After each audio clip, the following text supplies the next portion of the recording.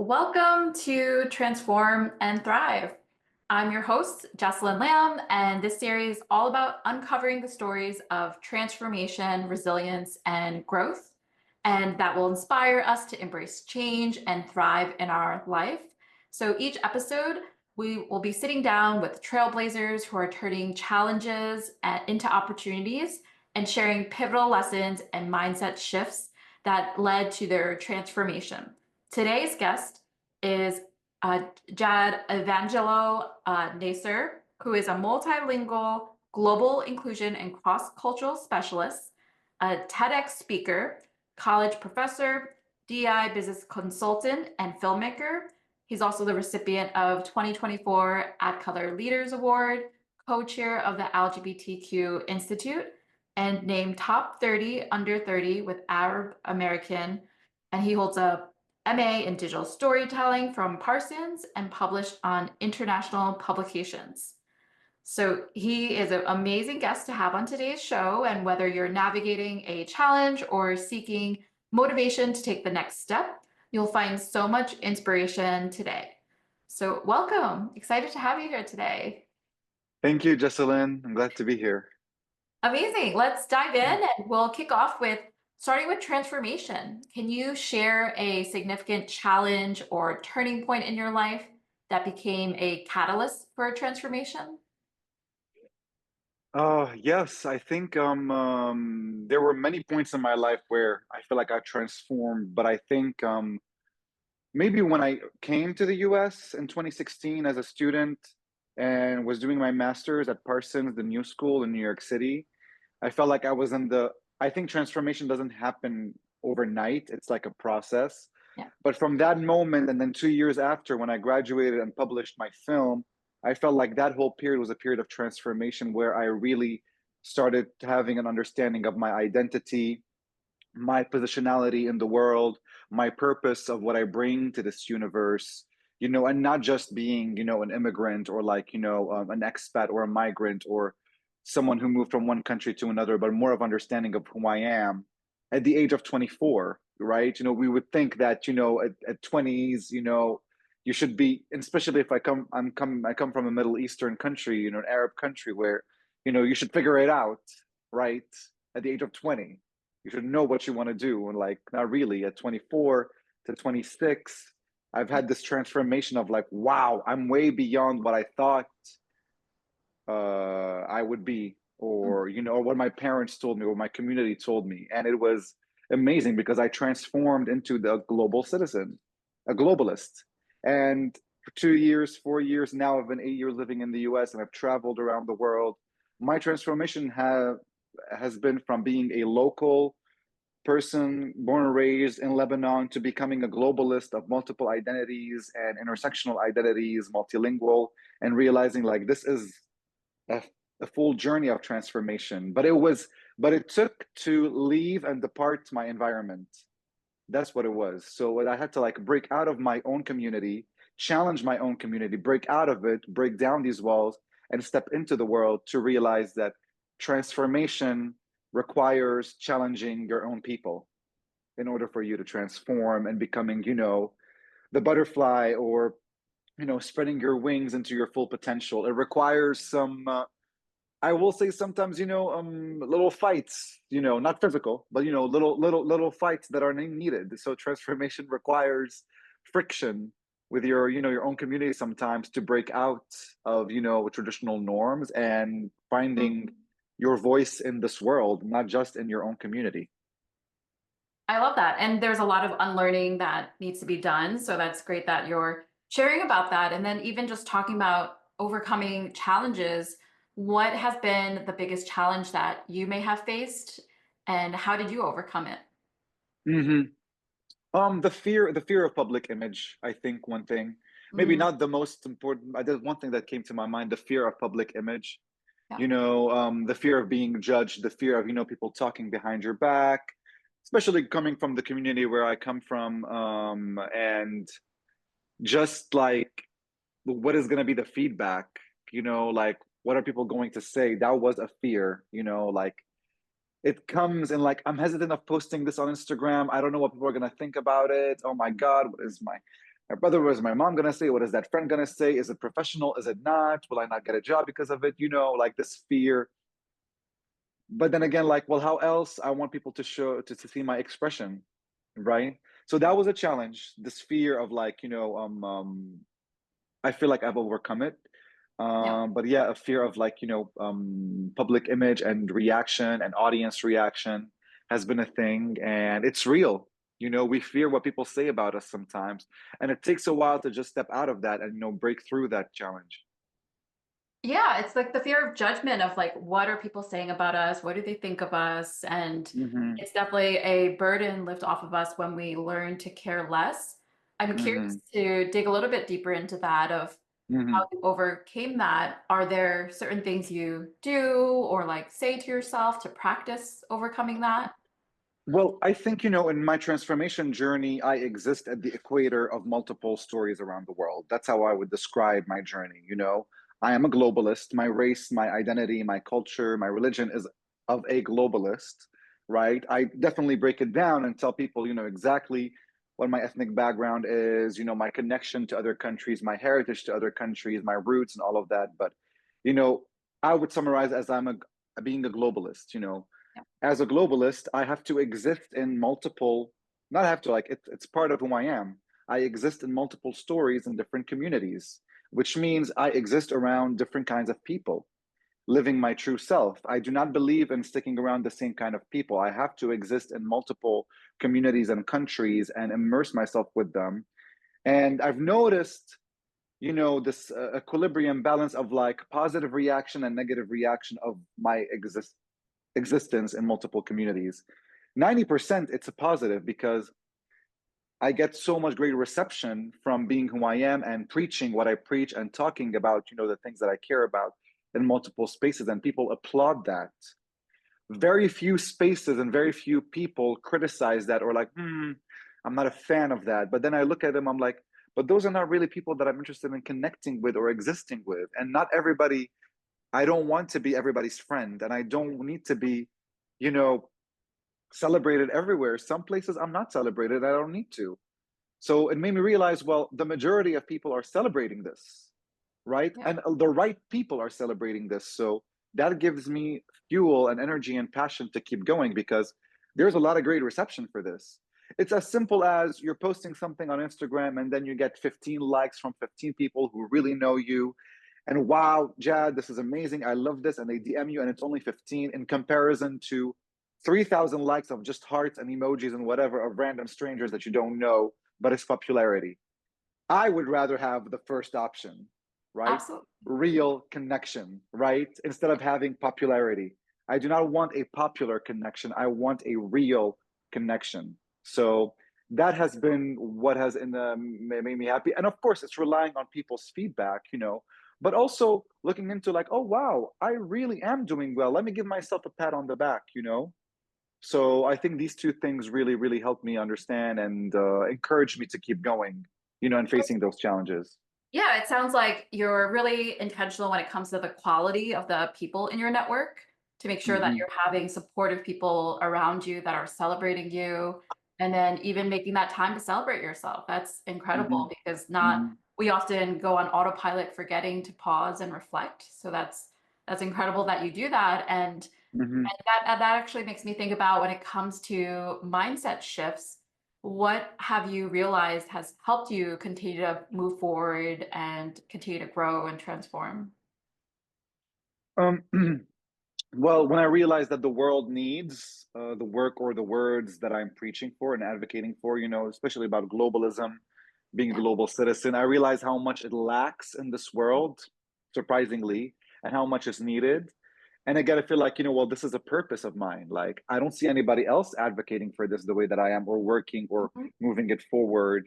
I don't meet quite other globalists. I meet maybe a globalist inclination within certain people, but I don't meet other globalists who really, and that means, like being multilingual, learning other languages, immersing yourself, decentering yourself, understanding your positionality, discussing colorism, apartheid, colonization, while at the same time having fun and dancing, and enjoying yourself and understanding romances around the world, for example, which is my definition of, of a globalist. Someone literally living in multiple places and understanding what you look like, how you will be treated.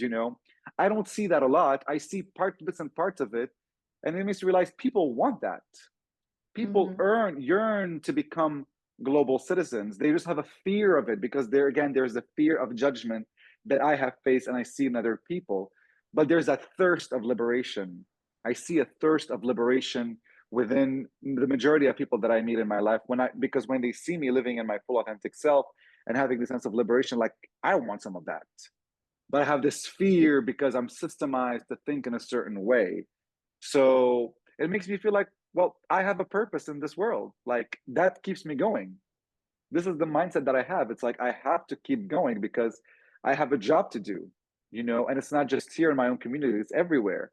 And everybody needs to hear this. And I like it and I enjoy it. So there's a lot of joy in it. There really, really is a lot of joy in it, to be honest, when I have students coming and telling me like, thank you for talking about Sudan. And I'm a Sudanese student and I'm here and I never had a chance to speak out for my voice. And you're the first person who spoke out about that as a professor.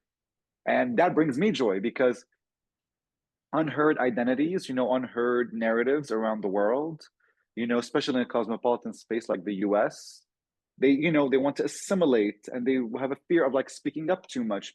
So as a globalist, I find a lot of joy in like bringing those up and like sparking that fire in any colleague or connection that I meet. I love what you're saying about globalists, and I appreciate you even defining what it is, because for anyone listening, they might be like, "What is that? Like, how do you do that?" I'd love for you to share what have been some of your learning lessons as you continue to be and embrace being a globalist. Like, have you had moments of failure along the way, and like, Mhm. what have you learned from that? Well, I've the great learning lessons were understanding the landscape where I live and Mm, really having to learn about history of discrimination of multiple communities. I think I really had to learn about the history of the United States very, very, very deep, which I wanted to, and I have been before even I came to the US, but also the history of multiple countries and why things are the way they are today. You know, how segregation has led to this, how redlining has led to this, how apartheid has led to that, how slavery, how the Holocaust has led to this. Why is there reparations here and not there? Why is that country more treated well more than this country? Meanwhile, they're neighbors. Why is there colorism there? Why does that country, a lot of people don't identify as black? Why is this country West Asian, but it's not really like, why are mm, these terms here? So those were the learning lessons, is to really understand the history behind why certain terms or identities exist and advocate the way they are. As simple as understanding that, black, white, Hispanic, Latino, Asian, Pacific Islander are social constructs. And they never really existed before slavery or colonization. And I had to learn that we have to use them so people can understand us. But at the same time, another learning thing, okay, how do we shift it around and bring in that new perspective and foreign perspective and try to make it work? So I've had conversations with my friends where we were disagreeing on terms, but then I'm like, you know what? I understand where they're coming from because there's a reason behind that. But I mhm, also need to mix what I know, what I'm trying to bring with what is existent and try to bring different understandings of identities. So conversations were very important, right? mhm. Understanding where people are coming from and not just being, because today people, like, if they don't agree with you, they just back up and they don't want to be friends with you at all. I don't agree with that. I really want to know why you're disagreeing. I really am interested, but not in a necessarily political polarized sense in the administration we live in today. That's a Right, little and bit just out of different. curiosity that you're Yes, questioning, and exactly. that's Yes. So it's important to learn about people, learn about why they think this way, and take into consideration you think that way, but you also look like this, and this is what you present. So I have to put those and those together, because I give a simple example, which people need to learn about this at all, like, positionality. If I walk into a room and I scream and I say something, I will not be treated the same way if, for example, a dark skinned Black woman walks in and says the exact same thing that I say, right? Not the same way, as an Asian woman who's, let's suppose an international student from China who has an accent walks in and says the exact same thing, has a different positionality, you know, all three of us will be treated differently depending on how we look and what we say and how we say it. And that was a big learning moment for me. Mm. It's to understand identity, intersectionality, and positionality and bring it forward. It Right. helped me understand people better. And that's how I built very strong relationships with people because it wasn't about what we have in common. It was way beyond that. It was about you, your identity, your background, and what you're saying in combination with that. And me taking the time to let me digest this a little bit in my mind and then come back and, like, okay, now I have a better understanding. So that was, I feel like, the biggest lesson that I've learned, well, that I want people to learn more about. That's amazing, and it's so beautifully said, and I feel like it's a bridge and invitation as you're continue to have conversations with people of like how we can all redefine what that future looks like with those kind of Mhm. conversations rather than stepping away from it. Mhm. And speaking about even conversations with people, I'd be curious to hear when it comes to your own community, who or Mhm. what has supported you during this transformation to allow you to continue to be a globalist and continue to do everything you're doing. Mhm. Yeah, absolutely. Well, my community is communities with an S, right? So when I think someone tell me your community, I'm like, which community are you referring to? Because I have multiple. My Mhm. community of people is definitely people who are from all over the world, and whether in New York where I lived, or in Atlanta, or in Paris, the friends that I have, or back in Lebanon. Community is more of like the mindset thing, which is very interesting, not really a skin color based thing or a feature and aesthetic. Yes, communities exist in the US segregationally and systemically, depending on look and race and features. That's true. That's something we can like uh, we cannot avoid.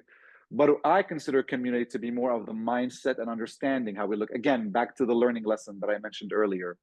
Everyone's been very supportive, very much so. I mean, from my mother to my adopted mother to,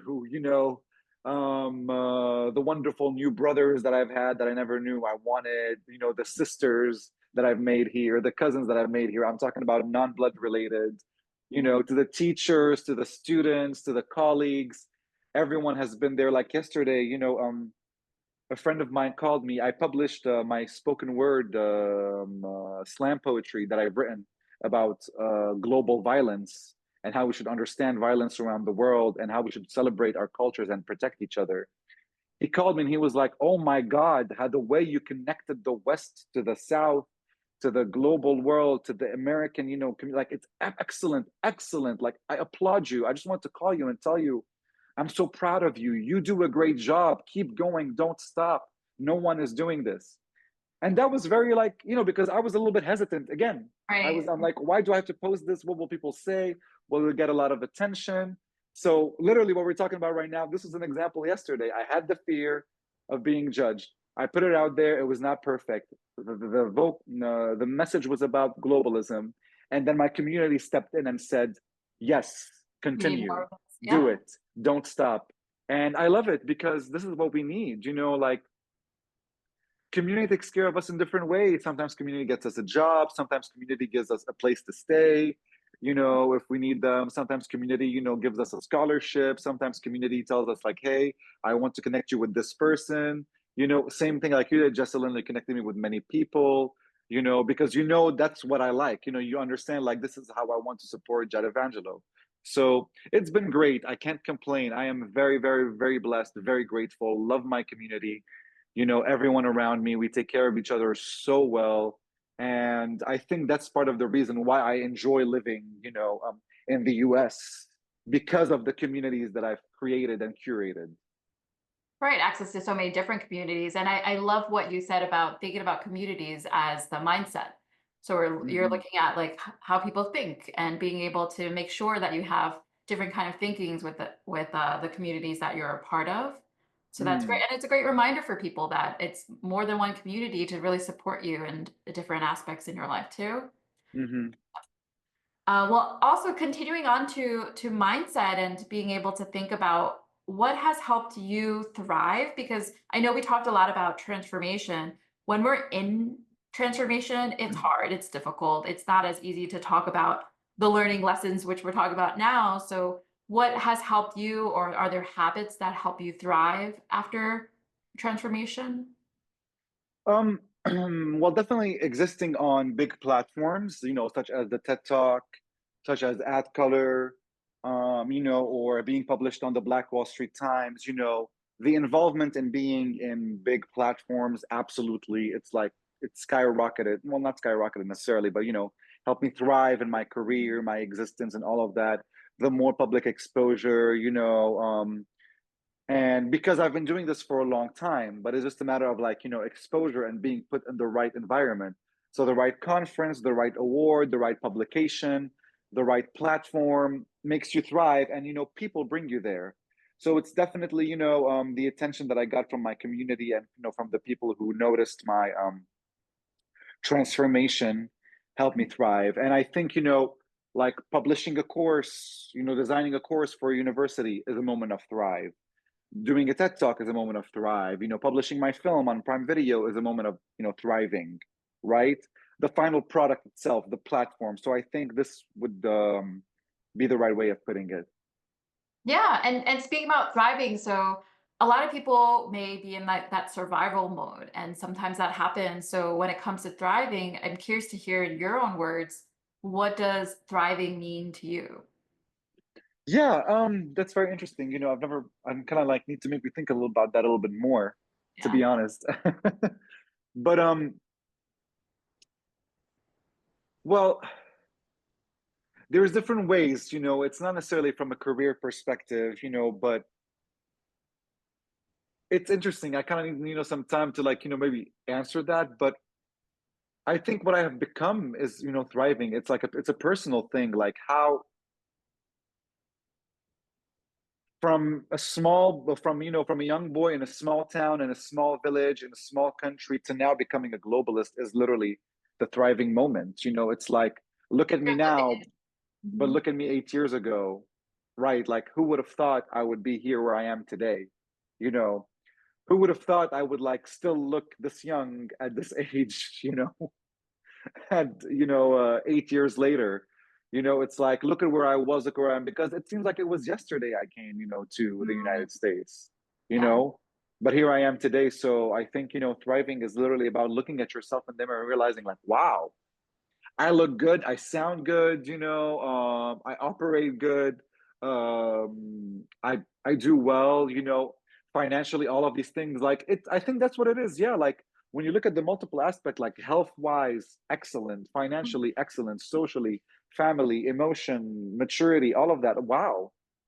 And when you realize like how did I become like that? I'm so proud of myself. That's Yeah, thriving. When you and really look at, yeah. it also sounds like it's how your younger self would speak to you now and be really proud of like where you are in your life and who you have become. And then Mm-hmm. from even what you're sharing, it sounds like you thriving is also being able to have opportunities to share your story, your transformation journey, so that you're inspiring other people how to be able to do this too. And then it also what you're listing out of like everything with your life of health, finance, like who you are. It also sounds like just being grateful of all the Mm-hmm. abundance that you have in Mm-hmm. your life. Mm-hmm. Mm-hmm. Absolutely. Yes. Yeah. Great. Well, and another thing on top of just understanding thriving, it's also being able to celebrate yourself. Like, what are ways that you celebrate and acknowledge your growth? I like that question. Yes, yes, yes. I travel, of course. I love your solo trips. I mean, Yes. I really would love you to share more about that because that's an amazing way to celebrate. It's yeah, we deserve the world. And when we get privilege and we acquire privilege from all the work that we do, we deserve the world. We do, we genuinely do. Solo traveling. And the fun thing about solo traveling is that like I am kind of like working while I'm traveling, but not really on my laptop, more like immersing myself and learning more about communities, like I was recently, in Barbados and Jamaica, and it was so nice. I was at the beach, I was having a good time, meeting new people, learning about, people's stories as I meet them, talking, exploring different areas and, discussing, having conversations, but just, the idea of like not having to work, not having to do anything and just enjoy, putting somebody else on a platform, Mm. right? It's interesting when we travel.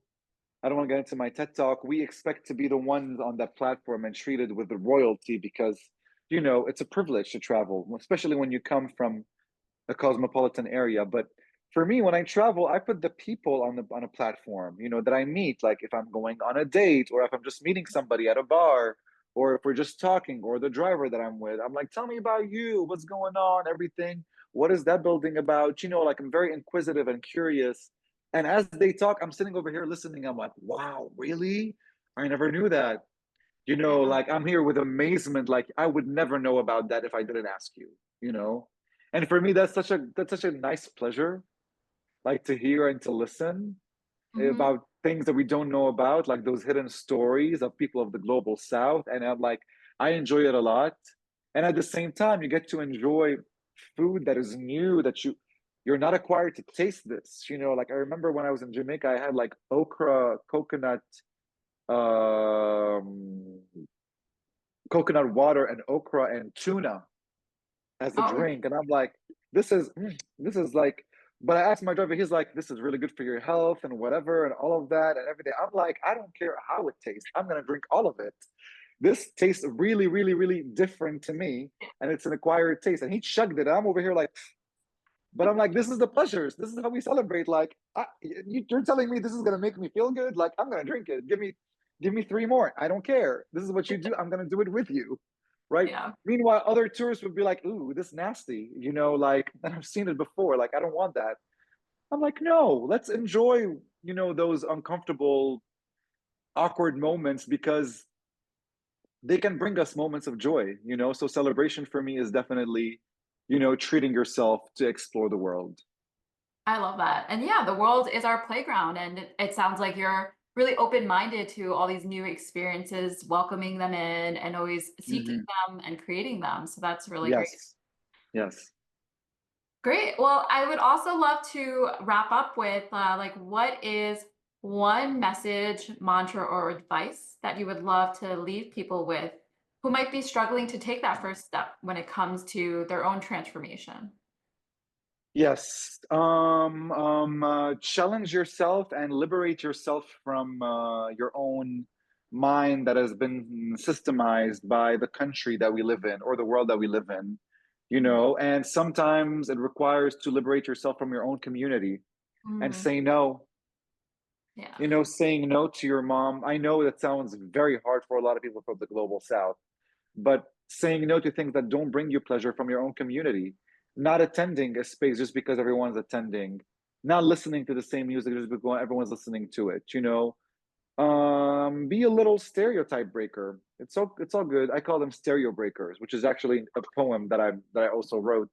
But be a stereo breaker. Break it, break the stereotype from where you are, and just you're gonna get a lot of like weird side eyes, but on the other hand, you may get like, a lot of reception from people who like that, you know? So have some friction with your own community. It's okay. It's okay to challenge your own community because that can be infectious. People will see the change that you're doing and then they start wanting to change. And this is how we grow, right? So it's okay to challenge your community. That's my mantra. It's okay. I love that. Yeah, and change is a constant. So we're always Mhm. changing, growing every day. So that's Yes. great. And then I would love to leave everyone with any resources. Definitely your TEDx talk. I'll include the links to this Mhm. episode for people to share in. And are there any last like resources, habits, tools you would like to share with people as they continue their own journey? Yes, absolutely. I would like to share, two TEDx's. Well, mine, and then Tai Selassie has a TEDx talk called, I think that's how we pronounce her name, called "Don't Ask Me Where I'm From, Ask Me Where I'm Local." And I Mm, love her talk so much because she talks about locality and ethnicity and nations, and I think it's very, very interesting. And I think it's wonderful. I definitely also encourage people, to look at my website to see the work that I've done, the publications that I've wrote, how I was adopted by a Puerto Rican mother, getting to know a little bit know more about like how I navigate this world, not just from my TEDx, you know, and as well as like, Google search documentaries and films from the global south. Take a look at Palestinian films, films from Sudan, films from the Congo, Nollywood, Nigeria, look at little videos, short clips and everything. Like try to watch media, look at influencers from other parts of the world, not just American, and see how they approach content and storytelling. I would really, really advise you just, look into Instagram and all of these things. I think that will be very, very a good way of like, exposing yourself to the global south from where you are seated. That's great. Yeah, and encouraging everyone to be a global citizen like you. Hmm. I Hmm. appreciate that. And Yes. what a really inspiring conversation today. I really appreciate having you on today's episode, and it's a really great reminder for the transformation that begins when we really embrace these challenges along our journey and be able to learn from setbacks, take action to move forward. And thank you so much for joining us on Transform and Yes. Thrive today. And for everyone listening in, if today's episode resonated with you, please definitely give it a thumbs up, subscribe, and share it with someone who can benefit from this story. Thank you. Thank you so much, Jessalyn. I appreciate it. Appreciate you. All right.